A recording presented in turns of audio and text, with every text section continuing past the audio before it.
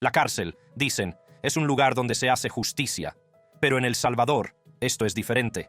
Aquí solo hay una delgada línea entre la justicia y la crueldad.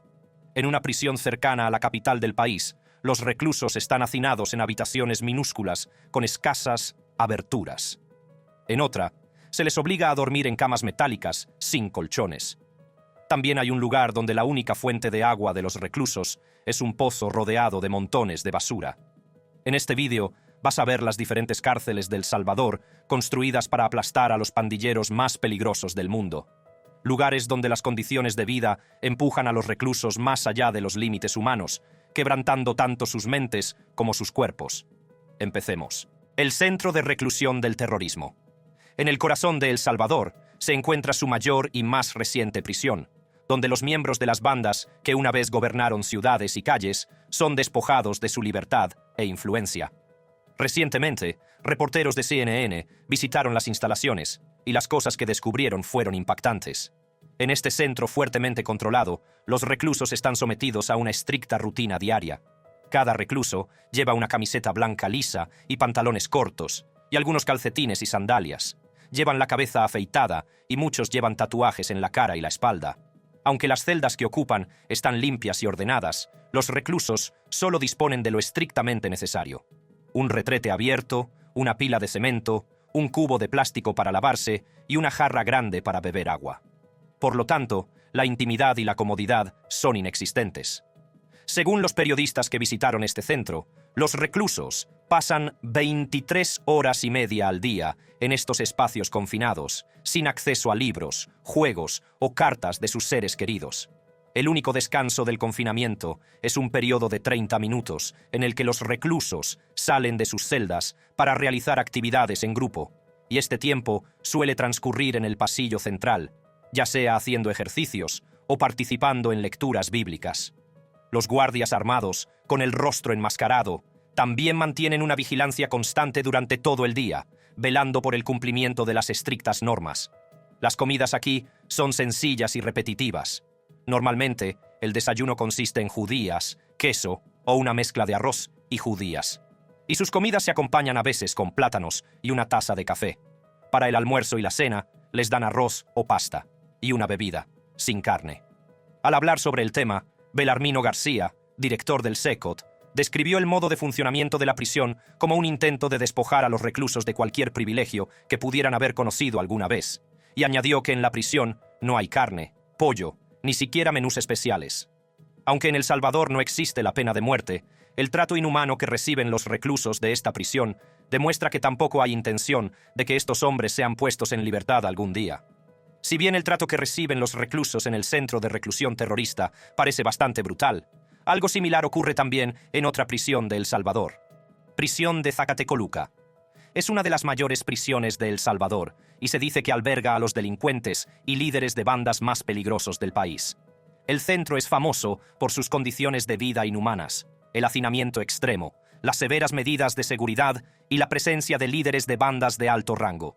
Al tratarse de un centro de máxima seguridad, alberga a algunos de los reclusos más peligrosos, entre ellos dirigentes de las tristemente célebres bandas MS, 13 y Barrio 18. Y esto solo significa una cosa: violencia. Y esto significa simplemente una cosa: la violencia está en su punto álgido. La violencia dentro de esta prisión suele estar alimentada por las rivalidades entre bandas y las luchas de poder, lo que a menudo provoca frecuentes enfrentamientos entre facciones. Recientemente, una organización de derechos humanos publicó un informe sobre cómo los reclusos son a menudo estrangulados y asfixiados hasta la muerte por sus compañeros de banda. A veces se ponen en marcha medidas preventivas para frenar la violencia, que suelen consistir en el aislamiento estricto de los presos, considerados especialmente peligrosos o vulnerables a los ataques de sus rivales. Un ejemplo famoso es el del influyente líder de la MS-13 Saúl Turcios, que estuvo aislado durante meses debido a amenazas procedentes de su propia banda. Sin embargo, a pesar de los esfuerzos por salvarlo, finalmente fue asesinado en su celda. Un caso similar fue el de un hombre de 30 años, cuyo cuerpo sin vida fue entregado a sus familiares con una protuberancia en el cuello. Los documentos médicos informaban de que había muerto a consecuencia de asfixia mecánica por estrangulamiento. Según el informe, el cadáver también presentaba heridas profundas en el codo, golpes en el antebrazo y una herida de unos 8 centímetros en el lado izquierdo de la cabeza. En otro caso similar, un hombre de 42 años murió en una celda de la policía. La autopsia determinó que la causa de la muerte fue asfixia mecánica por estrangulamiento. Aparte de estos informes de estrangulamiento y brutalidad, también hay informes de trato inhumano, como alimentación y atención médica inadecuadas. A veces se niega a los reclusos el acceso a las visitas, y este trato puede persistir durante años. Al igual que la prisión de Zacatecoluca, esta siguiente instalación también alberga a algunos de los pandilleros más peligrosos de El Salvador. Cárcel de Ciudad Barrios. La prisión de Ciudad Barrios, en El Salvador, es famosa por sus peligrosas condiciones de vida, causadas principalmente por las actividades de la banda MS-13. El centro alberga exclusivamente a miembros de la MS-13, muchos de los cuales ejercen una gran autoridad entre sus compañeros. El centro alberga exclusivamente a miembros de la MS-13, muchos de los cuales ejercen una gran autoridad entre sus compañeros. Aunque la prisión de Ciudad Barrios se construyó originalmente para 800 reclusos, en la actualidad alberga a más de 2.000, lo que provoca un grave hacinamiento. En una entrevista reciente, el recluso Ávila Gómez reveló cómo 90 reclusos se ven obligados a ocupar una celda con capacidad para solo 30 personas. Ávila Gómez es un recluso de Barrio 18 que está luchando en la prisión dominada por la MS-13. En su declaración, Ávila señaló que solo en su celda había 46 reclusos de la facción de su banda y 44 de la otra. Los propios reclusos han organizado su propio asunto, ya que cada celda tiene un responsable designado por banda. En otra sección de la cárcel compartida por la MS-13 y Barrio 18, el homólogo de Ávila Gómez, Francisco Quintero, también afirmó que los reclusos están intentando convivir. Señaló que nunca esperaron que las condiciones de vida de la prisión fueran de esta manera, citando el shock que cada recluso experimentó a su llegada a las instalaciones. Se dice que la prisión funciona como una sociedad autónoma, en la que la banda dirige las operaciones internas, que incluyen una panadería, un hospital y servicios básicos de rehabilitación. Los guardias y el personal militar solo vigilan el perímetro, evitando cualquier interacción con los reclusos del interior. Este nivel de libertad deja a los reclusos básicamente al mando de las instalaciones, lo que refuerza la autoridad de los líderes de la banda y pone en peligro a los miembros de bajo rango. Una cosa similar parece estar sucediendo en la próxima prisión que estamos a punto de explorar. Prisión de Quesaltepeque. Situada a 30 kilómetros al norte de la capital, San Salvador, la prisión de Quesaltepeque es conocida por los mortíferos motines entre miembros de bandas rivales que han tenido lugar en el centro. También es conocida por las duras condiciones de vida que los reclusos se ven obligados a soportar, como el grave hacinamiento y la falta de atención médica. Durante muchos años ha habido informes de muertes causadas por tortura, negligencia y malos tratos. Y muchos de estos casos se siguen denunciando a pesar de las excarcelaciones ordenadas por los tribunales que se han dictado en varias ocasiones. En 2015, al menos 14 reclusos murieron en el centro tras estallar la violencia entre dos facciones de una conocida banda. Los asesinatos estaban relacionados con una disputa interna en la que estaba implicada la banda Barrio 18, que acabó provocando la muerte de los reclusos. La prisión fue inmediatamente clausurada y se reforzó la seguridad. También se declaró el estado de emergencia durante 72 horas en la cárcel. A las pocas horas, unas 50 personas con familiares en la cárcel llegaron a las instalaciones, algunas llorando y otras exigiendo conocer las identidades de los fallecidos. Según los informes, todo empezó cuando los funcionarios de prisiones fueron alertados de que algunos miembros de la facción revolucionarios de la banda no habían regresado a sus celdas. Al registrar las instalaciones, los agentes de seguridad y la policía antidisturbios encontraron sus cadáveres entre unos cubos de basura. Al hablar sobre el incidente, Eugenio Chicas, que era el secretario de Comunicaciones de la presidencia en aquel momento, describió el incidente como una purga, añadiendo que incidentes de esa naturaleza podrían ser un acto de purificación entre los miembros de la banda. Similar a Quesaltepeque, esta próxima prisión también ha reportado algunos de los motines carcelarios y condiciones de vida más mortíferas jamás vistas. Prisión de Izalco. Este centro se considera la prisión más dura del mundo y se ha construido especialmente para albergar a miembros de bandas a los que el gobierno ha decidido mantener alejados de las calles durante mucho tiempo.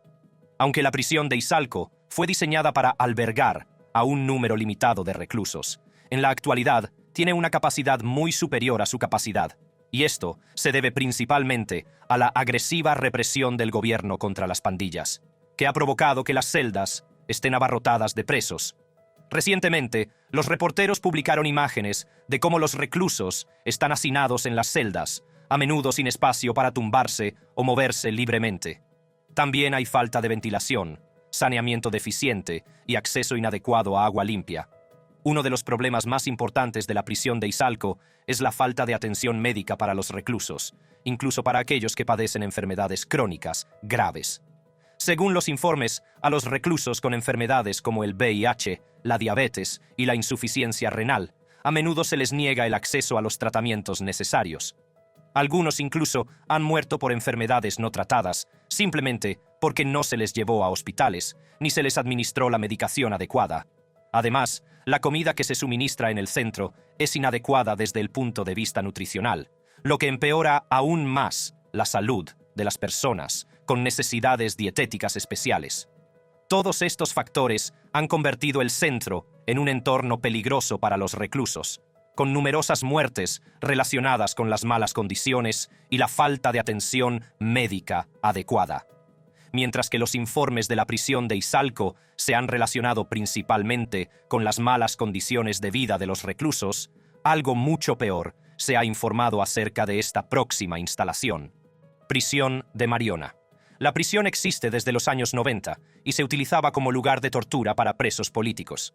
Las formas de tortura que se llevan a cabo aquí son especialmente horripilantes, incluyendo el uso de una capucha de goma o plástico para inducir la asfixia o dar fuertes palizas. Los reclusos han denunciado anteriormente que los guardias activan gases en sus bloques de celdas, esparciendo algún tipo de polvo que provoca la tos con sangre tras ser inhalado. Recientemente, los reclusos han descrito a un guardia en particular, Montana, como el torturador de la prisión de Mariona. Montana, cuyo verdadero nombre es William Ernesto Rodríguez, es originario de Turín, Aguachapán, y, según las fuentes, comenzó a trabajar como empleado de seguridad en la prisión de Izalco en 2006.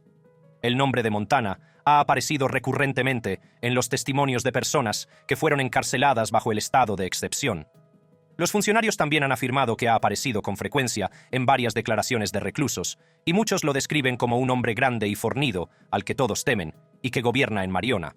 Según Ingrid Escobar, funcionaria que ha llevado casos de internos en el penal, al menos 3 personas han mencionado el nombre de Montana en sus testimonios, y en los 3 relatos, él aparece como el líder de quienes acosan a los internos en el penal. En estos testimonios, se afirmaba que Montana participaba activamente en la tortura de los reclusos e incluso amenazaba con matarlos. Un recluso de 20 años afirmó en una ocasión que Montana advirtió a los reclusos de que solo podrían salir vivos de la prisión si tenían suerte. También añadió que los reclusos eran torturados a menudo con descargas eléctricas mientras estaban de rodillas. Otro recluso también reveló que Montana era quien ordenaba y mandaba a los reclusos del centro. Se dice que ordenaba a otros guardias que sacaran a los reclusos de la celda y los golpearan. Los reclusos recibían tal paliza que cuando volvían a la celda tenían que ser arrastrados sin poder caminar durante días. Mientras que el tratamiento de los reclusos en la prisión de Mariona es particularmente desgarrador, las cosas son menos críticas en la siguiente prisión. Prisión de Cojutepeque. Esta prisión se construyó en respuesta al gran número de miembros de bandas que fueron detenidos en una operación de represión, y como tal, está densamente poblada de reclusos en condiciones de vida muy terribles. Los periodistas han revelado que el número de reclusos es aproximadamente 4 veces superior a la capacidad original de la prisión, lo que provoca un hacinamiento significativo. En esta prisión, la vida de las bandas es en gran medida inevitable. Los reclusos suelen pasar la mayor parte del tiempo en un espacio con suelo de tierra del tamaño de una cancha de baloncesto. Allí juegan al fútbol la mayor parte del tiempo, o reciben a familiares u otros visitantes cuando es día de visita. Para el ocio, hay una pequeña sala de televisión que solo tiene espacio para una docena de internos a la vez. Las duchas también son primitivas. Los reclusos se duchan vertiendo cubos de agua de un pozo que está rodeado de basura. Algunos incluso duermen justo encima de uno de los retretes. Se puede decir que la rehabilitación ha pasado a un segundo plano en este centro. No hay biblioteca ni programas de formación laboral, solo un pequeño taller donde los miembros de las bandas pueden dibujar y pintar cuadros que, en su mayoría, regalan a sus familiares durante las visitas. Inicialmente, los miembros de la banda MS-13 fueron alojados aquí, pero finalmente fueron separados de sus rivales, la banda Barrio 18, como medio para frenar los enfrentamientos entre ambos grupos en el sistema penitenciario. Sin embargo, lo que comenzó como un experimento de control de la violencia ha dado desgraciadamente a las bandas la oportunidad de restablecer su autoridad y sus normas. Como aquí solo hay una banda, sus miembros pueden imponer el tipo de disciplina que les permite consolidar sus filas dentro y también hacer cumplir sus normas fuera. De hecho, se dice que no se puede sobrevivir en esta prisión si no se es miembro de Barrio 18. Aparte de los miembros y líderes de las bandas que utilizan su tiempo en prisión para desarrollar un nuevo sistema criminal y aterrorizar a sus compañeros, también hay guardias de prisiones, policías y militares que acosan regularmente a los reclusos, junto con los familiares que vienen a visitarlos. De manera similar a la prisión de Cojutepeque, los reclusos de este siguiente centro también sufren un grave hacinamiento. Cárcel de Ilopango. La prisión de Ilopango es conocida por albergar a mujeres miembros de bandas y a las mujeres de las 17. Se trata de mujeres condenadas a más de 30 años de prisión por abortar. Desde 1998, El Salvador prohíbe todos los abortos y los prohíbe estrictamente, incluso si el embarazo pone en peligro la vida de la madre. Recientemente, la situación se ha agravado, ya que incluso un aborto espontáneo es sospechoso de aborto o asesinato. Y varias mujeres se encuentran entre rejas por abortos espontáneos. La prisión de Ilopango es donde están encarceladas muchas de estas mujeres. Y según los informes, las condiciones de vida aquí son bastante severas. En un artículo anterior, la periodista Mary Koutaniemi revelaba cómo este centro, pensado para albergar solo a 220 reclusas, alberga ahora a un número 10 veces mayor. Los reclusos se enfrentan a menudo a la escasez de suministros esenciales como alimentos, productos de higiene y atención médica. A menudo, estos artículos solo están disponibles a través de las visitas familiares o del reparto comunitario entre las reclusas, lo que deja a muchas mujeres sin artículos de primera necesidad. También hay una falta de infraestructuras adecuadas, lo que significa que el saneamiento es deficiente y el acceso al agua potable es limitado. Los testimonios de exreclusas revelan pautas de acoso por parte de los funcionarios de prisiones. Muchas mujeres han denunciado haber sido sometidas a duros métodos de interrogatorio solo para obligarlas a confesar su pertenencia a una banda.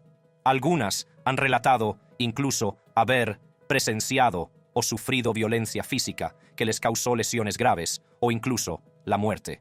También hay informes de personas inocentes que han sido llevadas contra su voluntad y obligadas a soportar penurias en esta prisión durante un periodo de tiempo considerable. Aunque las condiciones de vida en la prisión de Ilopango han provocado mucha tensión y revueltas, las cosas han dado un giro bastante sorprendente en este próximo centro. Prisión de San Francisco Gotera. La prisión de San Francisco Gotera es otro centro en el que los reclusos sufren un grave hacinamiento. Los reporteros que han visitado el centro han revelado que hay 1.600 reclusos alojados en una prisión diseñada para albergar solo a 200 personas. Los reclusos están hacinados en celdas con poco o ningún espacio para la comodidad. Aunque este centro se construyó originalmente para albergar a delincuentes comunes, más tarde se reutilizó para alojar a miembros de la banda MS-13. Y esto ha provocado graves tensiones. Dentro de la prisión. Sin embargo, recientemente, las cosas han dado un giro muy interesante en la prisión de San Francisco Gotera, ya que muchos reclusos se han aficionado sorprendentemente al cristianismo. Todo comenzó cuando se inició un pequeño estudio bíblico en la prisión en 2015. En los primeros días del movimiento, se informó que solo unos pocos reclusos asistían a los estudios, pero con el tiempo, la comunidad creció a medida que más reclusos comenzaron a unirse. Aunque los reclusos afirman que han abandonado la vida de las bandas, Muchos siguen admitiendo que las autoridades se han negado a creer su reciente decisión de pasar página, aunque, al parecer, la tensión entre los reclusos de la prisión de Gotera se ha calmado en estos últimos años. El problema sigue persistiendo en este próximo centro. Prisión de Tonacatepeque. La prisión de Tonacatepeque se utiliza a menudo para recluir a miembros de las bandas de menor rango, tanto de la MS-13 como de Barrio 18. Aunque en un principio se diseñó para albergar a muchos menos reclusos de los que alberga actualmente, las agresivas medidas del gobierno contra las bandas han inundado el sistema penitenciario con miles de reclusos, muchos de los cuales son detenidos sin cargos formales ni juicio. Dado que el centro alberga a reclusos de las bandas MS-13 y Barrio 18, la rivalidad dentro del recinto penitenciario suele ser intensa. Los enfrentamientos entre facciones rivales, así como las medidas disciplinarias internas impuestas por los líderes de las bandas, han provocado frecuentes agresiones e incluso la muerte de reclusos. Por lo general, los guardias tienen un control limitado sobre lo que ocurre dentro de la prisión, lo que permite a las bandas actuar con relativa autonomía. Las condiciones de vida aquí también son terribles, ya que las necesidades básicas como la comida, el agua y la atención médica suelen ser insuficientes. La atención médica es casi inexistente, lo que ha provocado la propagación de enfermedades dentro de las instalaciones. Recientemente, una imagen publicada por los medios de comunicación mostraba cómo los barrotes de la prisión son extremadamente pequeños, permitiendo solo un poco de ventilación en las celdas. Un recluso de 16 años, Carlos, ha compartido anteriormente su impactante experiencia en la prisión. El joven recluso, que creció en la calle sin el cuidado de sus padres, narró cómo acabó con miembros de bandas y vivió una vida de delincuencia. El joven de 16 años, que cumple una condena de 7 años por asesinato, habló en voz baja con el entrevistador, con los pies descalzos, cortados y magullados por el duro suelo de hormigón de la prisión de Tonacatepeque. Así como persisten las duras condiciones de vida en el penal de Tonacatepeque, las autoridades también han reportado algo similar en este próximo penal, prisión de Sonsonate. La prisión de Sonsonate está reservada principalmente para pandilleros retirados, pero como muchas otras prisiones de El Salvador, también se enfrenta a graves problemas que la convierten en un lugar peligroso para los reclusos. El hacinamiento es uno de los principales problemas de la prisión, con instalaciones que albergan a muchos más reclusos de su capacidad prevista. También está la cuestión de la violencia entre los reclusos, muchos de los cuales son miembros de bandas de facciones rivales, como la MS-13 y Barrio 18. Aunque muchos de los reclusos están jubilados, su influencia sigue siendo fuerte, incluso cuando están entre rejas. Rodolfo Garay, director general de centros penitenciarios, se lamentó en una ocasión de los constantes ataques de los líderes de las bandas. Estos hombres siembran el terror en otros reclusos, causando graves daños en varios casos. Dado que el personal penitenciario tiene un control limitado sobre los asuntos internos, los reclusos dirigen esencialmente parte de las instalaciones, lo que crea un entorno anárquico en el que se producen ataques y asesinatos con frecuencia. También ha habido informes de abusos físicos y torturas por parte del personal penitenciario. Aunque estas acciones se utilizan como método de control o castigo, a menudo provocan lesiones graves y la muerte. Algo similar ocurre también en la siguiente prisión de El Salvador, la Prisión de la Esperanza. Se considera una de las mayores prisiones de El Salvador, con unos 4.700 reclusos. Recientemente, los medios de comunicación han publicado fotos de la prisión que muestran el carácter inhumano de este centro. Los reclusos se ven obligados a dormir en habitaciones superpobladas. Se ha informado de que unos 132 hombres duermen en una habitación con menos de 50 camas, y estas camas son estrictamente para reclusos que han adquirido una influencia significativa en sus celdas. Para conseguir una cama, la mayoría de los reclusos tienen que esperar hasta 3 años. Así que los reclusos más nuevos duermen donde encuentran un hueco, a menudo compartiendo el suelo con cucarachas y ratas. Para conseguir agua, cientos de reclusos hacen cola con cubos para recoger agua para bañarse y lavar la ropa. Según los informes, la prisión solo recibe agua 2 o 3 veces por semana, por lo que los reclusos tienen que luchar para conseguir agua siempre que esté disponible. Y después de conseguir agua, se bañan abiertamente en el patio de la prisión. Como la autoridad penitenciaria no pone jabón a su disposición, muchos reclusos tienen que comprarlo con el dinero que reciben de los familiares que los visitan. Algunos también consiguen fondos vendiendo artículos que fabrican dentro de la prisión. Por ejemplo, algunos reclusos utilizan cuerdas para fabricar redes de pesca, hamacas y cestas que luego venden para recaudar dinero con el que comprar productos como jabón, cigarrillos y alimentos para compensar lo que no reciben de las autoridades penitenciarias. Al igual que en la prisión de La Esperanza, los reclusos también sufren graves tratos inhumanos en la siguiente prisión que vamos a explorar. Centro Penitenciario de San Miguel. El Centro Penitenciario de San Miguel es una prisión situada en la ciudad de San Miguel, El Salvador. Es uno de los centros penitenciarios del país y alberga a un número importante de reclusos. Y, como muchas prisiones de El Salvador, es conocida por sus duras condiciones, el hacinamiento y la violencia de las bandas. Inicialmente, el centro albergaba tanto a reclusos como a reclusas. Sin embargo, en 2019, las reclusas fueron reubicadas como parte de una reorganización penitenciaria más amplia, dejando solo reclusos varones en el centro. Del total de internos que fueron trasladados, 148 fueron llevados al reclusorio preventivo menor de Izalco, 62 al centro penitenciario de Ilopango y 12 personas a la granja femenil de Izalco.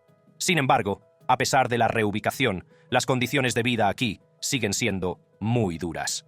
En varias ocasiones, las reclusas han denunciado condiciones de vida insalubres y falta de instalaciones básicas de higiene.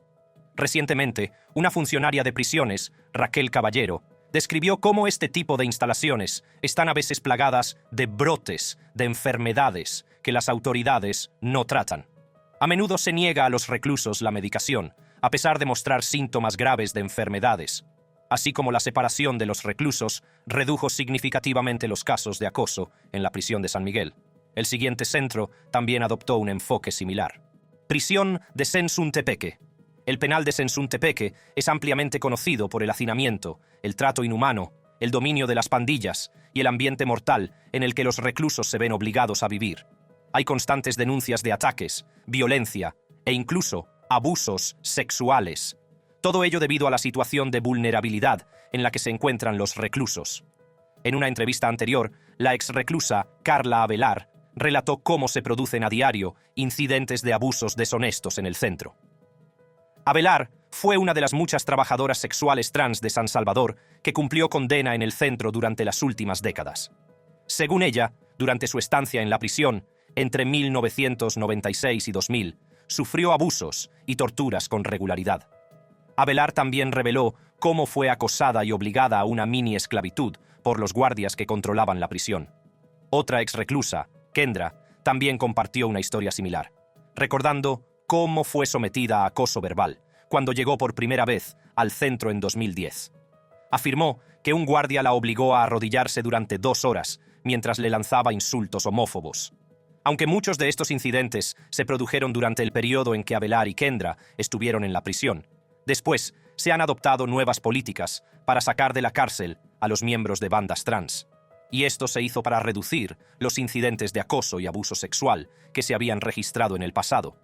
Aunque se han hecho esfuerzos para reducir las penurias de los reclusos en la prisión de Sensuntepeque, la historia es muy diferente en esta próxima instalación. Prisión de la Unión. Se trata de un centro más pequeño para alojar a los miembros más jóvenes de las bandas. Sin embargo, a pesar de ser un centro de detención de menores, sigue habiendo incidentes de violencia. En una entrevista anterior, los exdetenidos de la prisión revelaron cómo se niega a los reclusos el acceso al aire libre. Hablaron de condiciones como el hacinamiento, donde en algunas celdas caben hasta 100 reclusos. También hay poco acceso a necesidades básicas, como alimentos, agua y atención médica, ya que las autoridades racionan estas necesidades básicas. Además de muchas de estas denuncias, también se han recibido informes de acoso verbal y físico por parte de la policía y los guardias penitenciarios. Según los informes, algunos de estos guardias han utilizado sprays de pimienta contra los reclusos en las celdas. También han impedido a algunos reclusos comunicarse con sus familias. Esto demuestra la severidad del trato que reciben los reclusos en estos centros. En una declaración anterior en julio, Zaira Navas, abogada que supervisa muchos de estos casos, señaló que muchas personas han muerto en las cárceles de El Salvador, principalmente debido a la tortura, la falta de alimentos, las condiciones de vida insalubres y el trato inhumano que reciben. En virtud del estado de excepción, el gobierno salvadoreño ha suspendido significativamente ciertos derechos constitucionales. lo que ha permitido la detención masiva y la reclusión de presuntos miembros de bandas. Sin embargo, muchas personas han argumentado que, aunque esta política ha reducido la violencia en El Salvador, también ha convertido las cárceles en centros de violaciones de los derechos humanos y de trato inhumano. Pero, ¿qué opina usted? ¿Debería mantenerse esta política o debería abolirse de las comunidades salvadoreñas? Cuéntame lo que piensas en la sección de comentarios. Y si quieres ver más vídeos como este, no dejes de hacer clic en la siguiente tarjeta de tu pantalla.